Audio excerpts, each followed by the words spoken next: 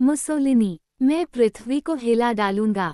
Mussolini एक अत्यंत बर्बर, संकी एवं स्वभाव से हिंसक अधिनायक था, जो अपने विरोधियों को पूरी तरह तहस नहस करने में विश्वास रखता था।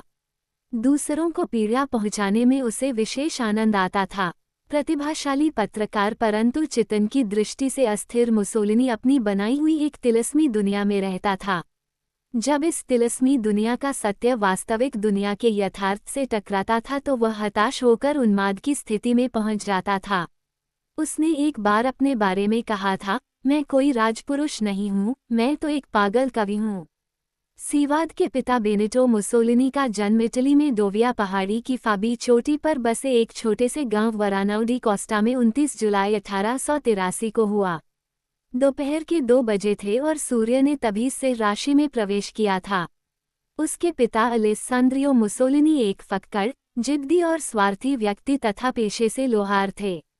माँ एकदम शांत और अत्यंत भद्र अध्यापिका थी जो 50 लाया मासिक के वेतन से परिवार का भरण पोषण करती थी, क्योंकि अलेस्सांद्रियो अपनी आय का अधिकांश भाग अपनी प्रेमिका पर खर्च कर देता था। बेनिटो मुसोलिनी के चरित्र को सही ढंग से समझने के लिए उसके पारिवारिक वातावरण में झांकना आवश्यक होगा। उसके पिता उसके दादा की भांति स्कूल में नहीं पढ़े थे, फिर भी वे सुशिक्षित और बुद्धिमान थे। वे दोनों ही समाजवादी थे और क्रांतिकारी भी। अलेस्सांद्रियो मुसोलिनी नियमित रूप से समाजवादी वक्ता थे। वे क्रांतिकारी समाजवाद, गणतंत्रवाद, राजनीति और अर्थशास्त्र के सिद्धांतों की विवेचना लगातार घंटों तक करते रहते थे। वे अपने पिता की भांति अपनी क्रांतिकारी धारणाओं के लिए जेल भुगत चुके थे।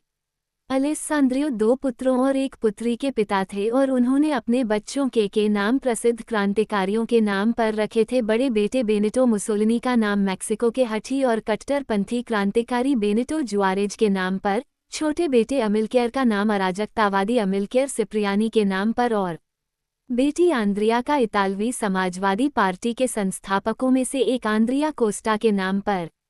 बेनिटो मुसोलिनी का जन्म और पालन पोषण एक ऐसे असामान्य परिवार में हुआ, जो परंपरा और आस्था से अनीश्वरवादी और अराजकतावादी था। बेनिटो अपने बचपन में बहुत जिद्दी, झगड़ालू और गर्म मिजाज का था। उसके शिक्षक जब उस पर नियंत्रण रखने में विफल हो गए, तब उन्होंने ये सिफारिश की कि उसे फाइंजा भेज दिया जाए।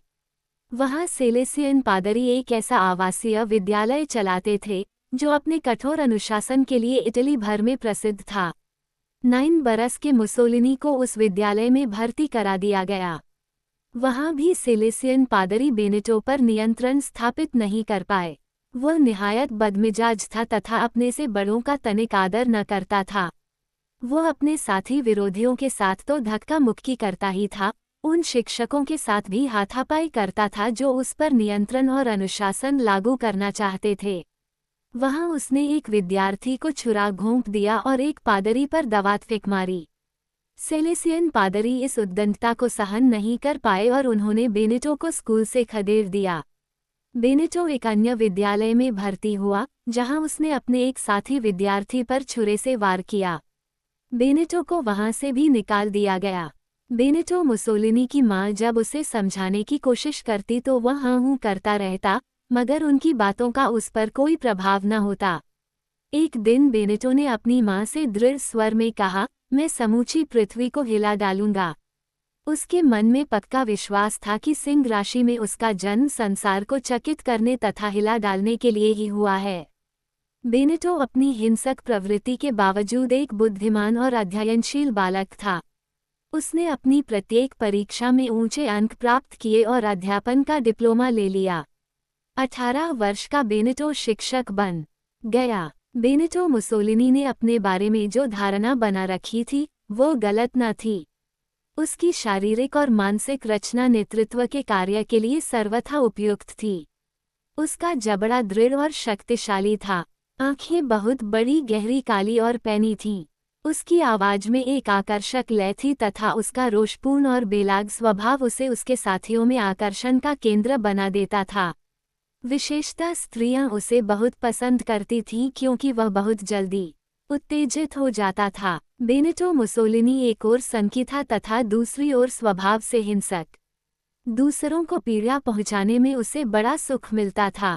स्त्रियों के प्रति आक्रामक और हिंसक व्यवहार करने में उसे विशेष मजा आता था। जिन दिनों वह फोलिम्पोपोली में स्कूली छात्र था, उन दिनों भी वह स्थानीय वेश्यालय में नियमित रूप से जाता था। इसी बीच उसकी पहचान एक भद्रकुल की लड़की से हो गई, जिसके साथ उसने बलात्कार कर डाला। बेनिटो मुसोलिनी 18 वर्ष की आयु में शिक्षक बन गया, लेकिन 4 माह बाद ही उसने ये काम छोड़ दिया और भागकर स्विट्जरलैंड चला गया, जहां वह बंजारों जैसा जीवन व्यतीत करता रहा। स्विट्जरलैंड में वह क्रांतिकारी समूह में शामिल हो गया और रोटी कमाने के लिए कभी मजदूरी करता और कभी कसाई की दुकान पर नौकरी। एक बार वह भीख मांगने के अपराध में भी पकड़ा गया। उसके भीतर उन्माद का ऐसा तत्व मौजूद था जो उसमें हिंसा जगा देता था। विशेषतः स्त्रियों के प्रति वह प्रायः उग्र हो उठता था। एक दिन जिनेवा के एक पार्क में 2 अंग्रेज महिलाएं एक बेंच पर बैठी हुई वनभोज का आनंद ले रही थीं। मुसोलिनी भूखा था। उसकी निगाह जैसे ही खाने की सामग्री पर पड़ी, वह झट से उनमें से एक महिला के ऊपर टूट पड़ा और उसने उसके हाथ से खाना छीन लिया। महिलाएं घबरा गईं। बाद में दमे मुसोलिनी ने अपनी एक मित्र से कहा कि यदि उन्होंने मुझे भोजन देने से इनकार किया होता तो मैं दोनों का गला घोंटकर उनकी हत्या कर देता। यौन रोग और आत्महत्या की चेष्टा। स्विट्जरलैंड में एक स्त्री के साथ उसके घनिष्ठ संबंध स्थापित हो गए और जब उस स्त्री ने उससे पैसे की मांग की तो मुसोलिनी बौरा उठा। उसने उसकी पिटाई की और फिर जेब से चाक निकालकर पूरा का पूरा उसकी जांघ में घोंप दिया। बाद में उसने एक अन्य स्त्री के साथ संबंध स्थापित किए, जो वेश्या थी। इस स्त्री से उसे आतशक नामक यौन रोग लग गया। रोग ने उग्र रूप धारण कर लिया तो मुसोलिनी इस रोग और इसके साथ जुड़े कलंक से घबरा गया और उसने आत्महत्या करने का निश्चय किया। उसी समय उसका एक मित्र उसके कमरे में आ गया। उसने पिस्तौल से कारतूस निकाल दिए तथा उसे डॉक्टर के साथ परामर्श करने के लिए राजी कर लिया।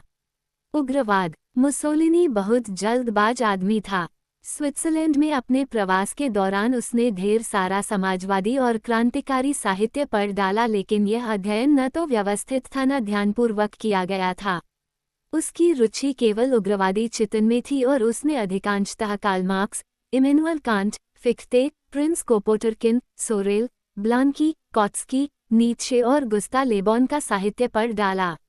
ले बॉन के ग्रंथ the psychology of the crowd, भीड़ का मनोविज्ञान, ने उसे बहुत प्रभावित किया। भीड़ को सम्मोहित करने की कला उसने इसी ग्रंथ से सीखी। मुसोलिनी हिंसा का समर्थक तथा चर्च अर्थात धर्म, राजतंत्र और पूंजीवाद का कट्टर शत्रु बन गया। एक प्रकार से वह अराजकतावादी समाजवाद के दर्शन में विश्वास करने लगा। अपने उग्रवादी विचारों के कारण उसे स्विट्जरलैंड में कारावास भोगना पड़ा। बाद में जब वह इटली लौट गया तो वहां भी उसको गिरफ्तार करके जेल में डाल दिया गया। इस समय तक वह समाजवादी क्षेत्रों में प्रसिद्ध हो गया और कॉमरेड मुसोलिनी के नाम से संबोधित किया जाने लगा। मुसोलिनी एक प्रतिभाशाली पत्रकार था और उसकी रचनाएं अनेक समाजवादी पत्र पत्रिकाओं में प्रकाशित होती थीं। बाद में वह 4 पृष्ठों का अपना निजी समाचार पत्र प्रकाशित करने लगा, जिसका नाम उसने द क्लास स्ट्रगल अर्थात वर्ग संघर्ष रखा। इसके 4 पृष्ठों की सामग्री वह स्वयं ही तैयार करता था। इस पत्र की सफलता से प्रभावित होकर इतालवी समाजवादी दल ने उसे अपने मुखपत्र अवंती का संपादक बना दिया। वह जितना कुशल लेखक था, उतना ही कुशल वक्ता भी था। वह भीड़ के मनोविज्ञान का इतना उत्कट ज्ञाता था कि जब भाषण देने खड़ा होता तो भीड़ को पूरी तरह सम्मोहित कर लेता। युद्ध का समर्थन। मुसोलिनी के चिंतन में स्थिरता न थी। जब प्रथम महायुद्ध आरंभ हुआ तो उसने अपने समाचार पत्र में लिखना शुरू किया, इटली को युद्ध नहीं चाहिए। शस्त्रों का नाश हो और मानव जाति का उत्थान हो। इस प्रकार वह युद्ध का घोर विरोधी बन गया, लेकिन शीघ्र ही पैसे और प्रतिष्ठा के लालच में वह युद्ध का समर्थक बन गया। उसे अवंती का संपादक पद छोड़ना पड़ा और एक नए समाचार पत्र इल पोपोलो दा इतालिया का संपादक बनाया गया। इस पत्र के माध्यम से उसने 2 नारे उठाए, जिसके हाथ में शस्त्र है उसके हाथ में रोटी है, और क्रांति एक विचार है जिसने अब शस्त्र ग्रहण कर लिया है। ये दूसरा नारा उसने नेपोलियन से चुराया था। मुसोलिनी इतना हठी और आत्मविश्वासी था कि जब युद्ध का समर्थन करने के लिए उसे समाजवादी दल की सदस्यता से वंचित कर दिया गया तब उसने दल के मंच से दहाड़ते हुए कहा, तुम मुझसे पिंड नहीं छुड़ा सकते क्योंकि मैं एक समाजवादी हूं और हमेशा समाजवादी रहूंगा। परंतु वास्तविकता ये थी कि वह समाजवाद से पूरी तरह निराश हो चुका था। उसने स्वयं युद्ध में सक्रिय भाग लिया और घायल होकर लौटा। तानाशाही। सन की मुसोलिनी ने सन 1918 में ही राजनीतिक तानाशाही का प्रतिपादन कर दिया था और वह इटली में तानाशाही के उदय का मार्ग तैयार करने लगा था। उसने तानाशाह की परिभाषा करते हुए कहा कि उसे निर्मम और साथ ही इतना बुद्धिमान भी होना चाहिए कि वो अपने अतिरिक्त समस्त राजनीतिक शक्तियों को राजनीति के आंगन से बुहार कर कचरे में फेंक सके। उसने इटली में एक ऐसे राजनीतिक आंदोलन की नींव डाली जो आगे चलकर अधिनायकवाद की राजनीतिक कल्पना को इटली के लोगों के मन में पूरी तरह बैठाने में सफल रहा। उसने फैशिस्ट पार्टी की स्थापना की तथा उसके प्रतीक के रूप में खोपड़ी और खुखरी को चुना। वो बहुत तेजी के साथ इटली की राजनीतिक सत्ता के केंद्र की ओर आगे बढ़ने लगा।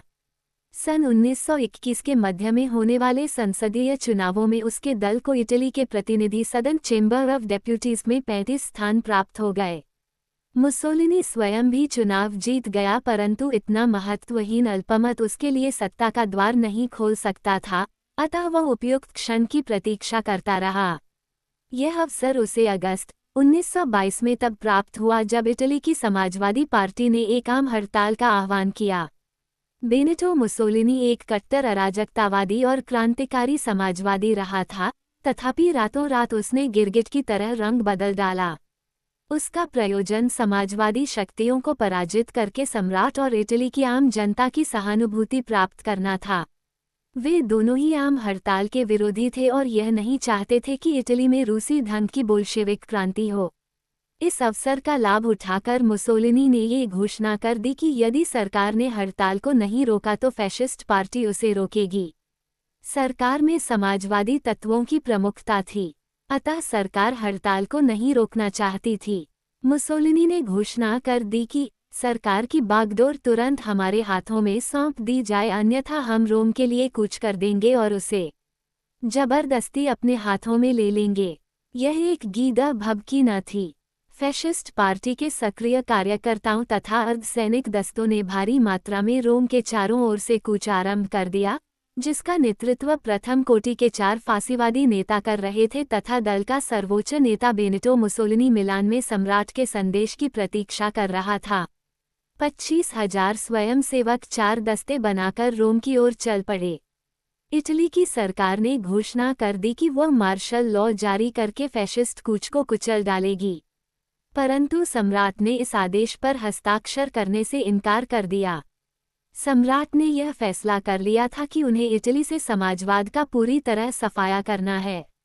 जैसे ही उन्हें यह आभास हुआ कि इस कार्य में फैशिस्ट उनकी मदद कर सकते हैं, वैसे ही उन्होंने मुसोलिनी के हाथों में सरकार सौंपने का फैसला कर लिया और मुसोलिनी के नाम एक तार भेजा जिसमें कहा गया था कि सम्राट के साथ परामर्श करने के लिए तुरंत रोम पहुंचो। रोम पहुंचने पर मुसोलिनी को सरकार का मुखिया बना दिया गया और उसने एक राष्ट्रीय मंत्रिमंडल का निर्माण कर लिया जिसमें वह स्वयं प्रधानमंत्री बना। मुसोलिनी हड़ताल को रोकने में सफल हो गया और उसे हर दिशा से समर्थन मिलने लगा। भूतपूर्व प्रधानमंत्री ओलेंडो ने मुसोलिनी की सरकार में विश्वास व्यक्त करने के लिए रखे गए प्रस्ताव पर हस्ताक्षर कर दिए। यद्यपि संसद में फैशिस्ट पार्टी के केवल 35 सदस्य थे, तथापि सीनेट और चैम्बर दोनों ने उसकी सरकार को प्रत्येक सुविधा प्रदान की। मुसोलिनी ऊपर से सद्भावना का प्रदर्शन कर रहा था, परंतु भीतर ही भीतर उसके चित्त में अपने विरोधियों के प्रति शंका और घृणा भरी हुई थी। इसका ज्ञान केवल उसके निकट के 1 या 2 लोगों को ही था, जो उसके अत्यंत विश्वसनीय थे और जिनके द्वारा वह विरोधियों का दमन कराता था। उसने अपने अनुयायियों को चुपचाप ये कहला दिया कि वे पार्टी के विरोधियों का सफाया कर डालें और उन्हें तब तक डरने की आवश्यकता नहीं है जब तक कि वे सार्वजनिक तौर पर इस बात की डींग नहीं मारते कि उनका बाल भी बांका नहीं हो सकता।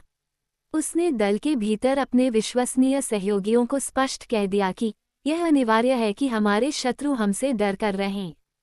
मुसोलिनी के विरोधियों में सबसे प्रबल पियरो गोबेत्ती था। ट्यूरिन में मुसोलिनी के अनुयायियों ने उसकी जमकर पिटाई की और उसकी पसलियां तोड़ दौड़ां। उसके मुंह से खून आने लगा और वह बेहोश हो गया। इटली के समाचार पत्रों का पहले ही प्रेस सेंसरशिप द्वारा गला घोंट दिया गया था, लेकिन पेरिस के एक समाचार पत्र क्योतिदिए ने उस तार की फोटो प्रकाशित कर दी जो मुसोलिनी ने ट्यूरिन के प्रीफेक्ट को भेजा था। फांसीवाद के विरोधी गोबेत्ती का हानिकारक अभियान जारी है। अपने इस मूर्ख विरोधी के विरुद्ध ऐसी कार्रवाई करो कि उसका जीना असंभव हो जाए।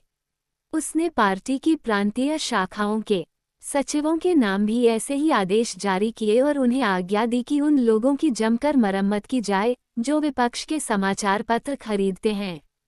संयोगवश ये समाचार पत्र अपने खरीदारों के नाम और पूरे पते प्रकाशित किया करते थे। मुसोलिनी ने उन समाचार पत्रों से वे सूचियां काट लीं और अपने सचिव को देकर कहा, नष्ट कर दो। वे सूचियां स्थानीय दलीय सचिवों को एक परिपत्र के साथ भिजवा दी गईं, जिस पर स्वयं मुसोलिनी ने हस्ताक्षर किए। इस परिपत्र में उसने शिकायत की थी कि उसके विरोधी अभी तक अपना प्रभाव डाल रहे हैं। इस बारे में उपयुक्त उपाय किए जाएं। इसका परिणाम ये हुआ कि उन सब लोगों की पिटाई की गई और भयंकर रक्तपात हुआ। मुसोलिनी ने स्पेन के गृह युद्ध में जनरल फ्रेंको का सक्रिय समर्थन किया। जब युद्ध लंबा खिंचता गया तब लोग इस बारे में शिकायत करने लगे और फांसीवादी गंडे शिकायत करने वालों के हाथ पांव तोड़ने लगे। इस सब का दोष फांसीवादी अर्धसैनिक संगठन स्क्वाड्रिस्मो के सेनापति स्तारेस को दिया जाने लगा और लोग कहने लगे, यदि इस सब का पता मुसोलिनी को चल जाए तो वह इसकी अनुमति नहीं देगा। मुसोलिनी को इस गुंडागर्दी के बारे में पता न होने का प्रश्न ही नहीं उठता था। जब उसके मंत्रिमंडल के सदस्यों ने उससे इस बारे में चर्चा की तब उसने ये कहकर उन्हें चौंका दिया कि यह मेरी ही कल्पना है।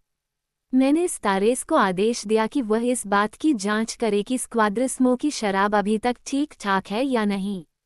मैंने उसे आदेश दिया कि वह कुछ बोतलों के कॉक खोले और मुझे खुशी है कि वह मदिरा निहायत उम्दा है। कुछ सिर फूटे हैं और बहुत से रेडियो सेट टूटे हैं। ये सब ठीक ही चल रहा है। मुसोलिनी एक सनकी और बर्बर अधिनायक था। स्टालिन के कहने पर इटली के जो अराजकतावादी और समाजवादी स्वयंसेवक स्पेन के गृह युद्ध में जनरल फ्रैंको के विरुद्ध युद्ध में शामिल हुए थे, उन्हें मुसोलिनी के उन सैनिकों ने गिरफ्तार कर लिया था जो फैशिस्ट स्वयंसेवकों के भेस में जनरल फ्रैंको का समर्थन करने के लिए इटली भेजे गए थे। इन समस्त अराजकतावादी और साम्यवादी बंदी स्वयंसेवकों को कतार बांधकर खड़ा किया गया और मुसोलिनी के आदेश पर गोलियों से भून दिया गया। सन 1922 में सत्ता प्राप्त करने के बाद मुसोलिनी शीघ्र ही अधिनायक बन गया। उसने फैशिस्ट पार्टी को छोड़कर अन्य सभी राजनीतिक दलों का दमन किया और उनका सफाया करा दिया तथा फैशिस्ट पार्टी पर अपना पंजा मजबूती से जमाए रखा। उसने अपने समस्त विरोधियों को मरवा डाला। वो विजय और युद्ध की कल्पनाओं में खोया रहता, हमेशा सैनिक पोशाक पहने रहता, सेना का निरीक्षण करता, अपने बमवर्षक विमान का स्वयं चालन करता और उसने समूचे देश का सैन्यकरण कर डाला, बालकों का भी। उसने देश के बालकों, जवानों, बूढ़ों और स्त्रियों तथा पुरुषों सभी को फांसीवादी पोशाक पहनाकर सैनिक परेड में शामिल होने के लिए विवश किया। तानाशाह के रूप में उसके मन में इटली को महान बनाने की बड़ी बड़ी योजनाएं थीं। वो कहा करता था कि इटली को बड़ी संख्या में संतान उत्पन्न करने वाली माताओं तथा दैत्यों जैसे पिताओं की आवश्यकता है।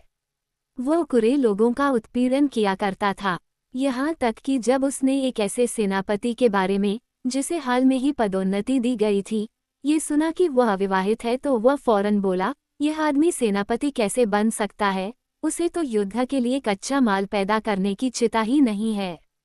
मुसोलिनी की तानाशाही के पहले दशक में ऐसे कुछ लोग थे जिनमें उसके सामने सच्ची बात कहने का साहस था और जिनकी बात सुनने के लिए वह तैयार रहता था। परंतु जैसे जैसे समय गुजरता गया, ऐसे साहसी लोगों की कमी होती चली गई और उसके निकटतम मित्रों ने भी उसे तू कहकर संबोधित करना बंद कर दिया। मुसोलिनी जिन लोगों को नापसंद करता उन्हें चेतावनी और सूचना दिए बिना ही उनके पदों से हटा देता तथा ये सूचना समाचार पत्र में छपवा देता।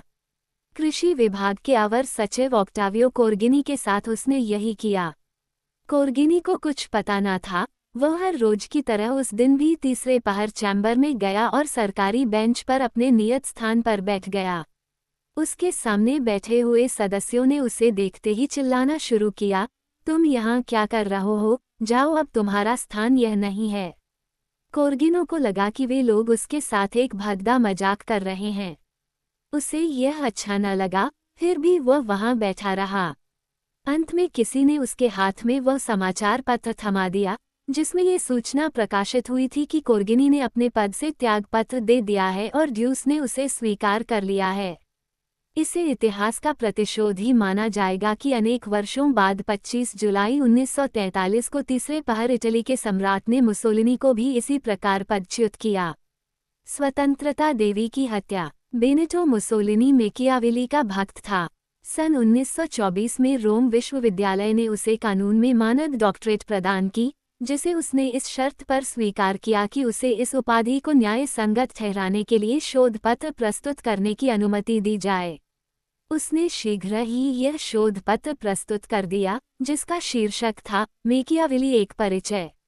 यूं देखने में ये शोध पत्र मैकियावेली के ग्रंथ द प्रिंस की व्याख्या पर आधारित था, परंतु वास्तव में इसमें अधिनायकवाद के प्रति मुसोलिनी की व्यक्तिगत प्रतिबद्धता और गहन आस्था की विस्तार से अभिव्यक्ति की गई थी। शोध पत्र में कहा गया था कि राजा अथवा अधिनायक और प्रजा अर्थात राज्य और व्यक्ति के बीच विरोध और संघर्ष अपरिहार्य है। उसमें कहा गया था, प्रजा की मनोवृत्ति यह होती है कि वो कानूनों का उल्लंघन करे, कर न चुकाए और युद्ध में भाग न ले। राजा अथवा राज्य का पास ये निरंकुश सत्ता होनी ही चाहिए कि वह प्रजा को ऐसा करने के लिए बाध्य कर सके, क्योंकि यह निर्णय शासक ही कर सकता है कि राज्य के चरम हित की दृष्टि से प्रजा को क्या करना चाहिए। शासक अथवा अधिनायक पर यह जिम्मेदारी नहीं है कि वो प्रजा की सहमति प्राप्त करे, क्योंकि सहमति पर आधारित शासन व्यवस्थाएं कभी विद्यमान नहीं रहीं, आज भी नहीं हैं और शायद कभी अस्तित्व में नहीं आ पाएंगी। प्रजा पर अपनी अर्थात राज्य की इच्छा लादने के लिए राजा अथवा अधिनायक को यह अधिकार होना चाहिए कि वो बल प्रयोग कर सके, अर्थात शासक को स्वयं सशस्त्र होना चाहिए और राज्य के सैनिक बलों पर उसका पूरा नियंत्रण होना चाहिए। इससे पहले मार्च 1923 में गेरारचिया में प्रकाशित एक लेख में मुसोलिनी ने ये प्रतिपादन किया था, सरकार चाहे कैसी भी हो, उसके विरुद्ध असंतुष्टों का एक वर्ग खड़ा हो जाता है तथा इस असंतोष को फैलने और खतरनाक आयाम ग्रहण करने से रोकने का एक ही मार्ग है कि असंतुष्टों के विरुद्ध बल का प्रयोग किया जाए। ये बात सबको भली प्रकार समझ लेनी चाहिए कि फांसीवाद ने स्वतंत्रता की देवी को कुचल डाला है और यदि आवश्यकता हुई तो यह उसके सड़ते हुए शव को फिर से कुचलने में परहेज नहीं करेगा। बेनिटो मुसोलिनी को सत्ता संभाले अभी 1 साल भी नहीं हुआ था कि उसके अनुयायियों ने उसके व्यक्तित्व के चारों ओर मिथकों की रचना आरंभ कर दी। सन 1923 के शुरू में इटली के एक समाचार पत्र ने एक समाचार प्रकाशित किया जिसमें कहा गया था कि एटना ज्वालामुखी के विस्फोट के समय बेनिटो मुसोलिनी एटा पहाड़ पर गया और जैसे ही वहां पहुंचा वैसे ही एक चमत्कार हुआ। मुसोलिनी ने अपनी आंखों से एटना पर और भी अधिक भीषण अग्नि फेंकनी शुरू कर दी, जिससे एटना से निकलते लावा का प्रवाह बंद हो गया।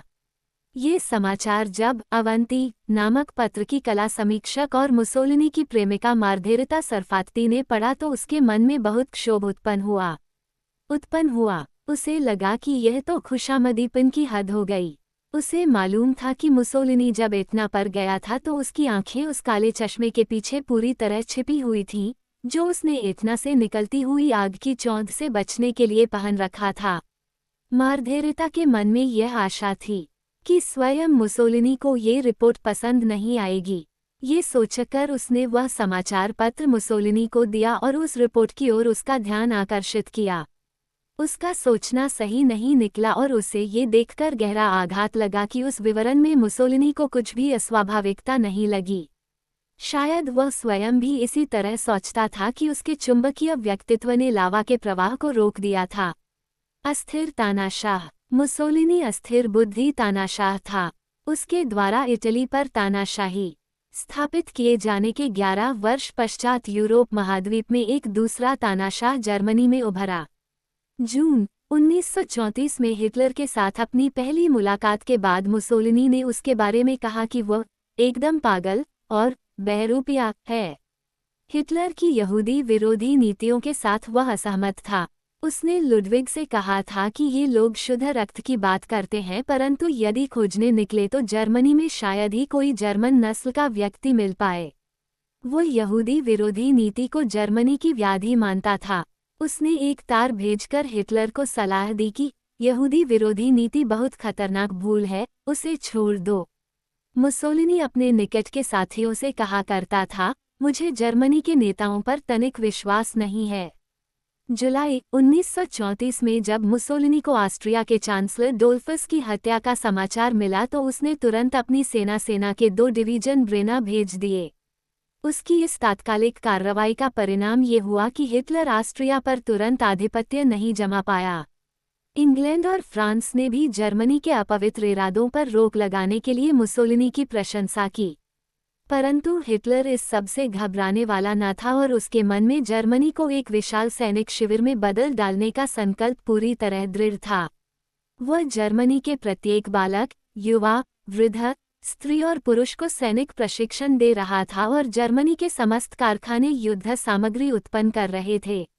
मुसोलिनी हिटलर की इस कार्रवाई से आतंकित हो गया और हिटलर के प्रति गहरी ईर्ष्या के बावजूद वह जर्मनी के साथ एक खतरनाक गठबंधन की ओर खिंचता चला गया। घरी राष्ट्र एक्सेस नामक खतरनाक शब्द का आविष्कार मुसोलिनी ने ही किया था। इससे उसका अभिप्राय इटली और जर्मनी का गठबंधन था। जर्मनी की अपनी सरकारी यात्राओं के बाद मुसोलिनी हिटलरवाद का ऐसा उत्कट भक्त बन गया कि उसने इटली में भी वही यहूदी विरोधी अभियान छेड़ दिया जिसे कभी उसने जड़ता और मूर्खतापूर्ण कहा था। उसकी अस्थिर बुद्धि का एक प्रमाण तब सामने आया जब इटली के यहूदी समाज की ओर से दर्शन शास्त्र का एक फासीवादी प्राध्यापक यहूदी विरोधी नीति का प्रतिरोध करने के लिए मुसोलिनी से मिला। उस समय इस तानाशाह ने उस प्राध्यापक को आश्वासन दिया, मैं तुम्हारे साथ पूरी तरह सहमत हूँ, मैं इस मूर्खतापूर्ण यहूदी विरोधी नीति में तनिक विश्वास नहीं करता।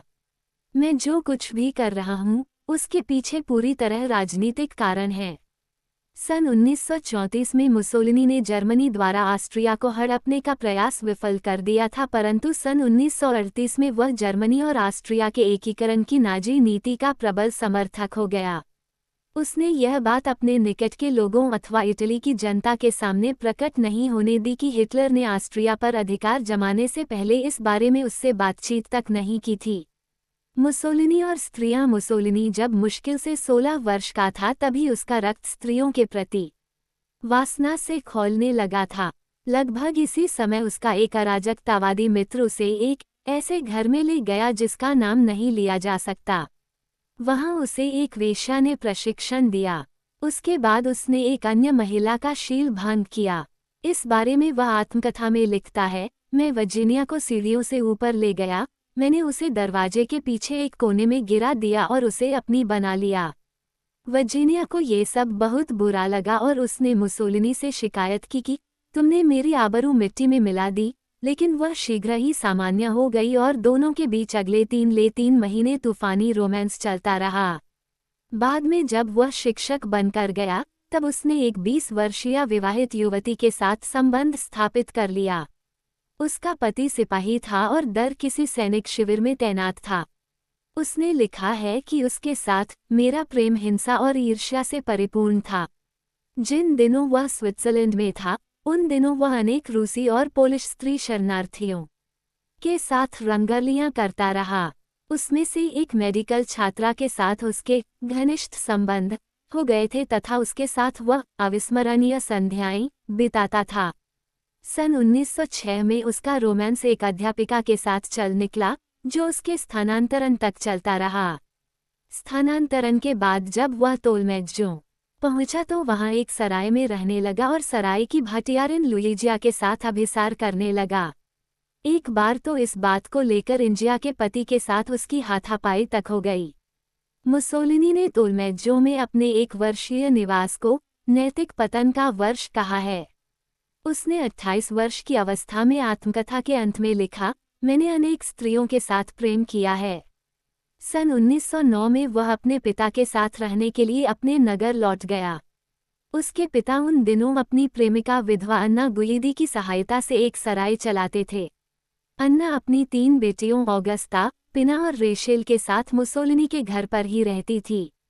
मुसोलिनी ऑगस्टा के प्रति बुरी तरह आसक्त हो गया, परंतु ऑगस्टा को मुसोलिनी तनिक भी अच्छा नहीं लगता था और एक दिन उसने उसकी उपस्थिति में ही अपना फैसला सुना दिया कि वह कब्र खोदने वाले एक युवक के साथ विवाह करेगी। ऑगस्टा द्वारा इस प्रकार अस्वीकार किए जाने पर बेनिटो को अपमान महसूस हुआ और उसके मन में हताशा उत्पन्न हो गई, परंतु मुसोलिनी तो मुसोलिनी ही था। वह बहुत समय तक निराशा में नहीं जी सकता था। उसने तुरंत अपना ध्यान ऑगस्टा की छोटी बहन रेशेल पर जमा दिया। वो उस समय केवल 16 वर्ष की थी, परंतु उसके पिता और रेशेल की मां इस विवाह को स्वीकार करने के लिए तैयार न थे। एक रात बेनिटो रेशेल को थिएटर ले गया और वहां से लौटने पर उसने अपने पिता और रेशेल की मां की उपस्थिति में भरी हुई पिस्तौल हाथ में लेकर कहा, इस पिस्तौल में 6 गोलियां हैं, एक रेशेल के लिए और 5 मेरे लिए। बेचारे माता पिता क्या करते, उन्होंने बेनिटो और रेशेल के विवाह की अनुमति दे दी। बेनिटो रेशेल को साथ लेकर अलग मकान में रहने चला गया। वे दोनों कानूनी अथवा धार्मिक रूप से विवाह किए बिना ही पति पत्नी की तरह रहने लगे। 1 सितंबर 1910 को रेशेल ने अपनी अवैध पुत्री एड्डा को जन्म दिया। लगभग उसी समय बेनिटो के पिता की मृत्यु हो गई। सन 1912 के अंत में मुसोलिनी जब अवंती का संपादक बनकर मिलान चला गया तो वह रेशेल और अपनी बेटी को अपने पीछे फोली में ही छोड़ गया। शुरू में तो वह कभी कभी उससे मिलने जाता था, लेकिन बाद में मिलना तो दूर रहा, वह रेशेल के पत्रों का उत्तर भी बहुत कम देता था और पोस्टकार्ड पर केवल इतना लिख भेजता था, मैं अत्यधिक व्यस्त हूँ। रेशेल एक सशक्त और देहाती ढंग की महिला थी। वह अपनी बेटी को गोद में उठाकर मुसोलिनी के कार्यालय में जा पहुंची। रेशेल ने उसे बाहर बुलाया। मुसोलिनी ने उसके प्रति स्नेह प्रदर्शित किया और उससे कहा कि जब तक मिलान में मकान की व्यवस्था न हो जाए तब तक वह फोली में ही रहे। परंतु रेशेल तो संकल्प कर चुकी थी। उसने दृढ़ स्वर में उत्तर दिया, मुझे स्वप्न में भी विश्वास नहीं होता कि तुम मिलान में मकान तलाश करोगे। अब तुम प्रतिमास 500 लाया वेतन प्राप्त करते हो और हम दोनों को आराम के साथ रख सकते हो, अतः तुम्हें ये करना ही चाहिए। उसने ये भी कहा कि वह स्वयं मकान तलाश कर लेगी और मकान मिलने तक वह मिलान में अपनी मित्र सिग्नोरा अगोस्ती के साथ रहेगी। मुसोलिनी ने जैसे ही अगोस्ती का नाम सुना वह चौंक उठा। अगास्ती फोली के एक भले परिवार की बेटी थी। उस पर यह आरोप लगाया गया था कि उसने अपने प्रेमी द्वारा विवाह से इनकार करने पर उसकी हत्या कर दी थी, परंतु जूरी ने उसे निर्दोष घोषित कर दिया था और छूटने के बाद वह मिलान में बस गई थी। अगोस्ती का नाम सुनकर ही मुसोलिनी आतंकित हो गया और उसने उदासीनतापूर्वक रेशेल के प्रस्ताव पर सहमति प्रदान कर दी। अगोस्ती ने मुसोलिनी के लिए भाड़े का मकान खोज लिया और मुसोलिनी पर दबाव डाला कि वह अपने परिवार को अपने साथ रखे। कुछ समय बाद ही रेशेल की मां भी उनके पास रहने आ गई। मुसोलिनी और रेशेल ने अभी तक विवाह नहीं किया था। उनका विवाह सन 1915 के अंत में अदालत में हुआ और उसके कुछ समय बाद ही उनकी दूसरी संतान का जन्म हुआ। मुसोलिनी रेशेल को इसलिए टार रहा था क्योंकि अवंती में संपादक का पद ग्रहण करने के कुछ दिनों बाद ही समाचार पत्र की कला समीक्षिका मार्घेरिता सरफाती के साथ उसका तूफानी रोमांस शुरू हो गया था। ये रोमांस पूरे 6 बरस तक चला। मिलान में ही जिन दिनों वह रेशेल के साथ रह रहा था, उन्हीं दिनों सन 1913 में उसकी मुलाकात इडा डेल्सर के साथ हुई, जो ट्रेंटो के समीप सोप्रामोंटे से मिलान आई थी और वहां एक स्वास्थ्य और सौंदर्य प्रतिष्ठान खोलना चाहती थी। मुसोलिनी ने उसे विवाह करने का वचन दे दिया और जब वह गर्भवती हो गई तो उसने एक नोटरी के सामने बयान देकर बच्चे का पिता होना स्वीकार कर लिया। बालक का जन्म 11 नवंबर 1915 को हुआ और उसका नाम रखा गया बेनिटो अल्बिनो मुसोलिनी। मुसोलिनी ने इडा डेल्सर को जो भी वचन दिया हो, बालक के जन्म के कुछ सप्ताह बाद ही उसने रेशेल के संग विवाह कर लिया था। मुसोलिनी पीलिया रोग से पीड़ित होकर अस्पताल में पड़ा था। इडा 18 दिसंबर 1915 को अपना बच्चा साथ लेकर मुसोलिनी को देखने अस्पताल गई। मुसोलिनी ने एक दिन पहले ही रेशेल के संग विवाह किया था, फिर भी उसने इडा को कहा, मैं शीघ्र ही तुम्हारे साथ विवाह कर लूंगा। उसने रेशेल के साथ अपने विवाह को गुप्त रखा। इस बात का प्रमाण मिलान की नगर परिषद द्वारा जारी किए गए 21 अक्टूबर 1916 के उस प्रमाण पत्र से मिलता है, जिसमें कहा गया था, सैनिक बेनिटो मुसोलिनी के परिवार में उसकी पत्नी इडा डेल्सर और उसका एक बेटा है, जिन्हें हर महीने प्रथम सोमवार को 7.70 लायर और अगले प्रत्येक सोमवार को 2.45 लायर प्राप्त करने का अधिकार होगा। 25 फरवरी 1920 को सेना की ओर से इडा को एक पत्र प्राप्त हुआ, जिसमें मुसोलिनी को उसका पति कहा गया था। इडा और मुसोलिनी के बीच घोर संघर्ष चल निकला रहा। मुसोलिनी ने इडा के नाम एक पत्र में लिखा, प्रिय, मुझ पर दया करके मेरी चिताओं में वृद्धि मत करो। मैं आज शाम 8 बजे तुम्हारे पास आऊंगा और हम सब बातों के बारे में चर्चा कर लेंगे। थोड़ा शांत रहो। तुम्हारा प्रिय बेनिटो। इडा निरंतर यह चेष्टा करती रहती थी कि मुसोलिनी उसके और उसके बच्चे के भरण पोषण की आर्थिक जिम्मेदारी उठाए। अंत में मिलान के न्यायालय ने ये निर्णय दे दिया कि मुसोलिनी उसे प्रतिमाह 200 लायर का भत्ता दे। इडा को जब रेशेल के साथ मुसोलिनी के विवाह का पता चला तो उसके अहम को गहरा आघात लगा। वह मुसोलिनी के कार्यालय के बाहर जा पहुंची। उसका बेटा उसके कूल्हे पर था। उसने आंगन में खड़ी होकर मुसोलिनी को नीचे आने के लिए ललकारा। अंततः मुसोलिनी छज्जे पर आया और उसने इडा की ओर पिस्तौल तानकर रोषपूर्ण शब्दों में कहा, ये बकवास बंद करो।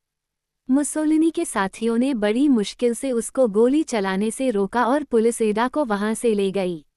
सन 1926 में जब मुसोलिनी इटली का तानाशाह बन चुका था, इडा उसके मंत्री फेडल के पास ये कहने गई कि वो मुसोलिनी से कहकर उस पर से पुलिस की निगरानी समाप्त करा दे। वो मंत्री से नहीं मिल पाई और उसे गिरफ्तार कर लिया गया। बाद में उसे पागल घोषित करके पागलों के परजाइन अस्पताल में भेज दिया गया। फिर कुछ समय बाद उसे वेनिस के एक अस्पताल में कैद कर दिया गया। दिसंबर 1936 में उसकी मृत्यु इसी अस्पताल में हुई। उसके बेटे को कुछ समय तक उसकी एक सहेली के पास रखा गया और उसके बाद बर्नहौडी के संरक्षण में सौंप दिया गया। उसका अंत भी पागलों के अस्पताल में 25 जुलाई 1942 को हो गया। मुसोलिनी का स्थायी प्रेम केवल क्लारेट्टा पेताची के साथ रहा, जो उसके साथ जी और उसी के साथ मर गई। उसे मृत्यु के बाद अपने प्रेमी के साथ औंधा लटकना पड़ा। ये प्रेम गाथा बहुत रोमांचक है। इसका विस्तृत वर्णन हमने अपनी पुस्तक विश्व प्रसिद्ध प्रेम प्रसंग में किया है, जो इसी प्रकाशन गृह से प्रकाशित हुई है। सनकी पुरुष। मुसोलिनी बहुत अस्थिर मन का स्वामी था और वह हिटलर के अधिनायकवादी तौर तरीकों से बेहद प्रभावित था। मुसोलिनी की सनकों में न कोई तक होती थी न उनकी कोई सीमा थी। उसने इतालवी नागरिकों और दूसरे राष्ट्रों के स्त्री पुरुषों के बीच विवाह पर रोक लगा दी थी और आर्थिक तानाशाही की घोषणा कर दी थी। वह दल के नेताओं को कठोर शारीरिक व्यायाम करने के लिए विवश करता था, जैसे आग और खंजरों पर से कदना।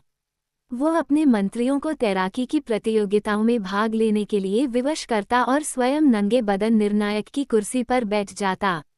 अपने मंत्रियों से बात करते समय वह उन्मादग्रस्त हो जाता। तब उसके मंत्री और सेवक एक दूसरे से कहते, ये शख्स पागल हो गया है। इटली की पुलिस के अध्यक्ष बोचिनी ने एक बार मुसोलिनी के दामाद और उसके विदेश मंत्री काउंट सियानो से कहा था, मुसोलिनी की यौन रोग आतशक का पूरी तरह इलाज किया जाना चाहिए। क्या तुम यह नहीं देख पा रहे हो कि वो निरंतर उत्तेजना की अवस्था में रहता है? मुसोलिनी को धर्म और ईश्वर के प्रति आस्था न थी, फिर भी वह घोर अंधविश्वासी था। स्त्रियां और चर्च की साध्वियां उसे समय समय पर जो मंगलसूचक पवित्र प्रतीक भेंट करती थीं, वो उन्हें संभाल कर अपने पास रखता था। उसकी माँ ने उसके गले में जो ताबीज बांध दिया था वह उसे हर दम बांधे रखता था। सन 1912 में एक प्रेस संवाददाता ने देखा कि मुसोलिनी भाषण देने के लिए मंच पर जाते समय एक कुबड़े व्यक्ति का चुंबन कर रहा है। इटली में इसे शुभ शकुन माना जाता है। ला ग्वस्टजिया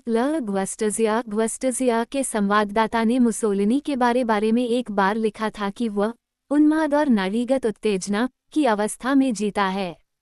मुसोलिनी स्वयं आत्मकथा में अपने चरित्र के इन लक्षणों को स्वीकार करता है। वह कहता है कि मैं बेचैनी के रोग से ग्रस्त हूँ और मेरा स्वभाव असंस्कृत तथा अस्थिर है। मैं लोकप्रियता का दास हूँ, मालूम नहीं मेरा भविष्य क्या होगा। मुसोलिनी के कल्पनाशील और सनकी स्वभाव के बारे में सबसे अधिक प्रामाणिक जानकारी मेज्जासोमा ने दी है। मेज्जासोमा मुसोलिनी का घनिष्ठतम मित्र था। वो उसके बारे में लिखता है, वह सपनों में और सपनों के द्वारा जीता है। उसके प्रति वफादार और उसके अंधानुगामी लोगों को उसके इस स्वभाव के बारे में तनिक ज्ञान नहीं है। मुसोलिनी का वास्तविकता के साथ तनिक भी संपर्क नहीं है। वो एक ऐसे जगत में जीता और काम करता है जिसकी रचना उसने स्वयं की है और जो पूरी तरह एक तिलस्म जैसा है। मुसोलिनी काल के भीतर नहीं, उसके बाहर जीता है। उसकी प्रतिक्रियाएं, उसकी आशाएं और उसकी निराशाएं जीवन के साथ तनिक भी जुड़ी नहीं होती। वे किसी भी समय और किसी भी कारण के बिना उभरकर सामने आ सकती हैं। वह अपनी इस तिलिस्मी दुनिया के लिए संघर्ष करता है, साथ ही वह ये भी अनुभव करता जाता है कि ये दुनिया उसके हाथों से खिसकती जा रही है। इसका कारण यह है कि वह जब भी वास्तविकताओं के संपर्क में आता है तो उसमें हताशा उत्पन्न हो जाती है। वह अपने लिए एक असामान्य जीवन और जगत का निर्माण करने की दृष्टि से हर समय झूठ और पाखंड का सहारा लेता है। वो खुल्लम-खुल्ला स्वीकार करता है कि झूठ वास्तव में अभिनय की कला है और जब उसके इस अभिनय पर भीड़ ताली बजा देती है तो वो फूल उठता है।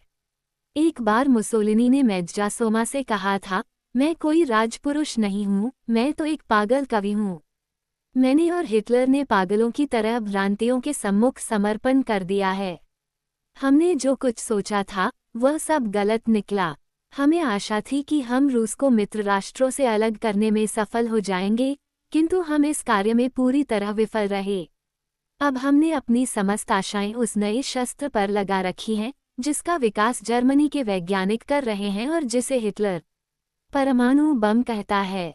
हम दोनों अब झूठ की जिंदगी जीने के लिए विवश हैं, जिससे कि हमारी जनता हमारा अनुसरण करती रहे और हम शत्रु के प्रतिरोध का नाटक रचकर एक मिथक निर्माण करने की कोशिश कर रहे हैं। हमारी अंतिम आशा इस मिथक पर ही केंद्रित है। हम दोनों उन्माद के एक भीषण तूफान में फंसकर यथार्थ से पूरी तरह कट गए हैं और पागलपन की चरम सीमा तक जा पहुँचे हैं। मुझे सीने में गोली मारो। अंततः मिथक का विस्फोट हो गया, भीड़ें गायब हो गईं और सन की तानाशाही मुसोलिनी को उसकी वफादार प्रेमिका क्लारेट्टा पेताची के साथ विला बेलेमोंट के फाटक तक ले जाया गया। पेताची यह चीखती हुई मुसोलिनी के सामने जाकर खड़ी हो गई, नहीं, उसकी हत्या नहीं की जानी चाहिए। और अगले ही क्षण वह खामोशी के साथ जमीन पर आ गिरी। अब मुसोलिनी बंदूक के सामने था और उसके सामने महागाथा जैसे प्रतिरोध के द्वारा एक मिथक निर्माण। क्लारेट्टा ऊपर बाएं की छाती पर सिर रखे दम तोड़ता मुसोलिनी नीचे बाएं करने की घड़ी आ पहुंची थी। अपने कोट के दोनों पल्ले अपने हाथ में थामकर वह बोला, मुझे सीने में गोली मार। ये उसके अंतिम शब्द थे और अगले ही क्षण वह भूमि पर आ गिरा तथा उसका सिर उसकी प्रेमिका की बाहों में। यह 28 अप्रैल 1945 की बात है। मुसोलिनी अपने ही देशवासियों के हाथों मारा गया। 29 अप्रैल को तड़के ही मुसोलिनी और क्लारेट्टा पेताची की कीचड़ से सनी लाशें पियाजाले लोरेटो में एक पेट्रोल स्टेशन के सामने एक गार्ड से औंधी लटका दी गईं। बाद में मुसोलिनी की लाश को टुकड़े टुकड़े करके गोपनीय रीति से मिलान के बाहर मुसो को कब्रिस्तान में दफना दिया गया। यहाँ से नव फांसीवादी उसे चुरा ले गए और उन्होंने पाविया के मठ में उसे दफना दिया। सन 1957 में मुसोलिनी के अवशेष एक बार फिर खोदकर निकाले गए और उसकी पत्नी रेशेल को सौंप दिए गए, जिसने उसे प्रेडापियो में दफना दिया। आज भी वहाँ एक पत्थर गड़ा हुआ है जिस पर फांसीवाद का प्रतीक चिन्ह खोपड़ी और खुखरी अंकित है।